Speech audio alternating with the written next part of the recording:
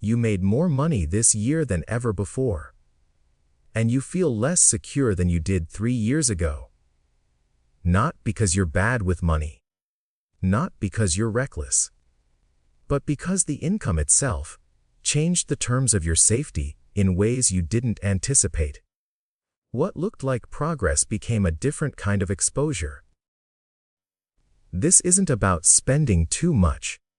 It's about something structural that happens when earning power increases without a corresponding shift in how you relate to money itself. Most financial content treats income as the primary variable in wealth creation. Earn more, save more, invest more. The logic is clean, and it's technically true. But it misses the behavioral and psychological architecture that actually determines whether income converts into safety or just into a more complex version of fragility. The assumption is that financial constraint is the bottleneck. That if you just earned another $20,000 or $30,000 or $50,000, the path would clarify. But for most professionals, that's not what happens. What happens instead is that the new income gets absorbed into a life structure that now requires that income to function. The baseline resets. And the feeling of precarity doesn't decrease. It just becomes more sophisticated. This is the part most people miss. Higher income doesn't automatically build wealth. It builds optionality for consumption. And unless you actively resist the expansion of your life to meet your income, that optionality becomes obligation. The margin you thought you were creating disappears into patterns you didn't consciously choose, but that feel entirely reasonable in the moment. There's a concept worth isolating here. Financial surface area. When you earn $40,000, your financial life has a limited surface area. Few dependencies, few fixed costs, low variability in month-to-month requirements. If something breaks, the financial impact is contained. Your fragility is high in absolute terms, but your system is simple. When you earn $140,000, your surface area expands dramatically. Maybe you move to a neighborhood with better schools. Maybe you have a car payment on something reliable. Maybe you travel twice a year because you can finally afford to decompress. Maybe you have childcare, or aging parents, or a mortgage in a market that required stretching to enter. None of these are irrational, but each one adds a fixed or semi-fixed obligation to your financial structure. And obligations compound faster than income. They lock in. They become the cost of maintaining the life you've built.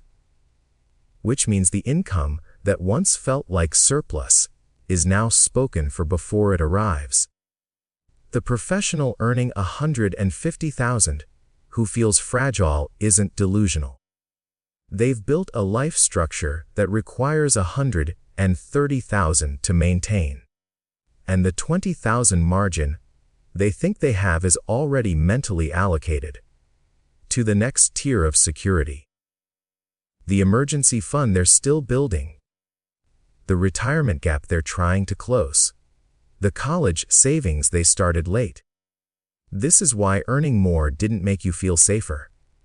Your life grew to meet your income. And now the distance between what you earn and what you need has collapsed. Here's the tension that makes this so disorienting. Income growth feels like progress, and in most domains it is. You worked hard, you built skills, you advanced. The market recognized your value. All of that is real. But wealth isn't built from income alone. Wealth is built from the distance between income and lifestyle, and that distance doesn't increase automatically when income rises. In fact, for most people, it narrows. Because lifestyle is adaptive. It adjusts to what feels normal for your peer group, your geography, your professional identity. And once it adjusts, it's remarkably difficult to walk back. You see this clearly in the case of two professionals who start at similar points. One earns $60,000 and lives on $45,000, saves $15,000, invests it quietly. Over time, their income grows to $90,000, and they live on $60,000, still saving $30,000. The distance holds. The other earns $60,000 and lives on $55,000, saves $5,000. Their income grows to $90,000, and they live on $82,000, still saving about the same nominal amount, maybe a bit more.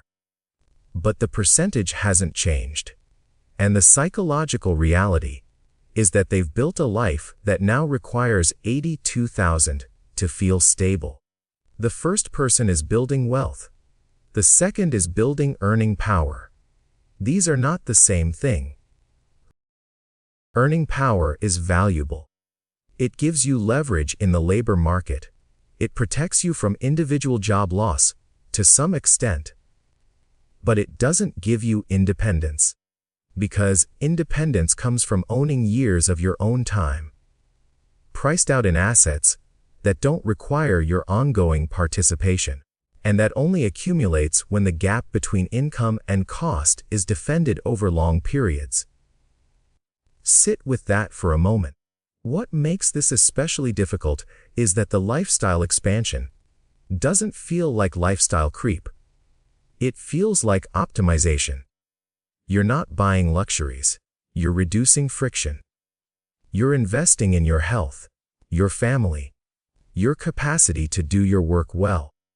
The Whole Foods groceries aren't indulgence. They're the diet that keeps you functional. The cleaning service isn't excess. It's buying back weekend time you used to recover or spend with your kids. The better apartment isn't status.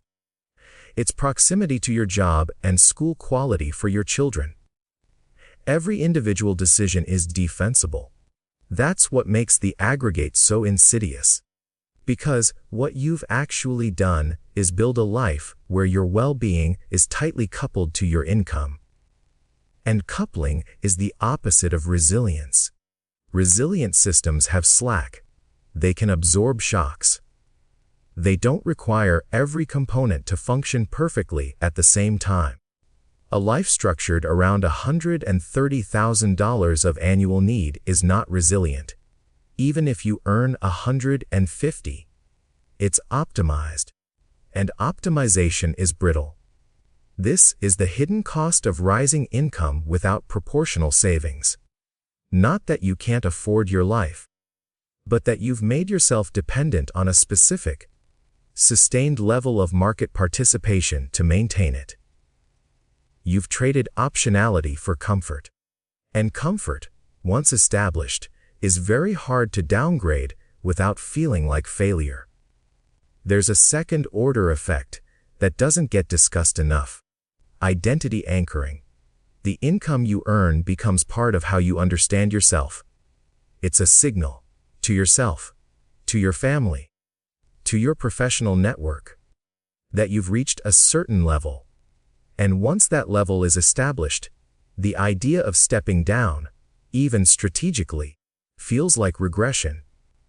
Not because the money itself matters more, but because the identity constructed around that income level resists revision. This shows up in the decisions you make about career moves. You filter opportunities not just by compensation, but by what accepting a certain salary would mean about where you are in your trajectory. A lateral move at the same pay feels stagnant. A move that pays 20% less, even if it reduces hours or stress or commute, feels like going backward. And so you stay. You stay in roles that drain you, in organizations that don't value you the way they once did, in cities that cost more than they return. Because leaving would require reconfiguring your identity around a smaller number. And that reconfiguration, that admission of reprioritization, feels like defeat. But the professional who builds wealth is often the one who makes the lower-paying move at the right time, who takes the remote role that pays less but eliminates the commute and the cost of proximity, Who steps out of management and back into individual contribution because the stress-to-income ratio stopped making sense? Who moves from the high-cost city to the medium-cost city and banks the difference for a decade? These aren't failures. They're strategic contractions. But they require a sense of self that isn't tied to the income number. And most people don't have that, because we've been trained to see income as the scorecard. There's also the issue of time horizon distortion. Higher income makes the present feel more manageable. Problems that used to be existential become solvable with money. The car breaks down, you fix it. The flight gets canceled, you rebook without sweating the cost. The medical bill arrives, you pay it. This is real relief. But it creates a subtle perceptual shift. The future stops feeling urgent, because the present is handled. And when the present is handled, it's easy to assume the future will also be handled when it arrives. You'll earn more by then. You'll figure it out. There's time. Except there isn't. Not in the way you think. Compounding requires time and consistency. The person who starts investing at 25 and puts away even modest amounts consistently will almost certainly out-accumulate the person who starts at 40 and invests larger sums. Because time is the variable that can't be purchased. And higher income in your 40s doesn't make up for the absence of compounding in your 20s and 30s. But higher income in your 30s makes it feel like you can afford to delay. You're busy. You're building your career. You'll get to the retirement accounts when things settle. And things never settle. The income keeps rising. The complexity keeps rising. And the window where time was your largest asset closes quietly. So what's the reorientation? Not advice. Not tactics. But a different way of seeing the relationship between income and wealth. Income is a tool. But it's a tool for buying time, not things. And the way you buy time is by building a gap between what you earn and what you need. That gap, defended and invested over years, eventually becomes large enough that you own your own time, without requiring ongoing labor to sustain your life. That's wealth. Not the income number. Not the title. Not the size of the apartment or the quality of the car. But the years of freedom you've purchased and stored in assets that work without you. And the reason high income delays, this is because it makes the present so comfortable that the future stops feeling urgent. The gap doesn't widen because the life expands. And the expansion feels justified because you worked hard and you deserve comfort. And everyone around you is living the same way. But deserving comfort and building independence are different projects. And they require different orientations toward money. The person building independence treats income increases as opportunities to widen the gap, not fill it. When they earn more, their life doesn't automatically grow to meet it. They let the surplus accumulate. They invest it. They protect it from the ambient pressure to spend that comes from living in a culture that equates consumption with success. This doesn't mean deprivation. It means intentionality. It means asking, before each expansion of your life, whether this addition increases your resilience or your dependency. Whether it buys you optionality or obligation. Most people don't ask that question. They just grow into the income. And 20 years later, they're earning multiples of what they started with and still feel like they're one bad year away from precarity. Here's what makes this so psychologically difficult. You can't see the wealth you didn't build. You can see the life you have. The home, the neighborhood, the experiences, the comfort. And those are real. But the wealth you could have built by living smaller. The compounded investments, the years of freedom, The security that doesn't depend on continued high earnings. That's invisible. It exists only as a counterfactual. And counterfactuals don't feel like losses until it's too late to recover the time. This is the quiet mistake. Not recklessness, not extravagance. Just the passive assumption that because your income is high, your financial position must be strong. And the gradual realization years later that you built a career but not a foundation. That you're still dependent, still exposed, still trading time for money without an exit. The professionals who escape this pattern aren't the ones who earn the most. They're the ones who defend the gap, who resist the pressure to grow their life in proportion to their income, who let the distance between earning and spending widen slowly, year after year, until the assets they've accumulated start producing enough income on their own that labor becomes optional.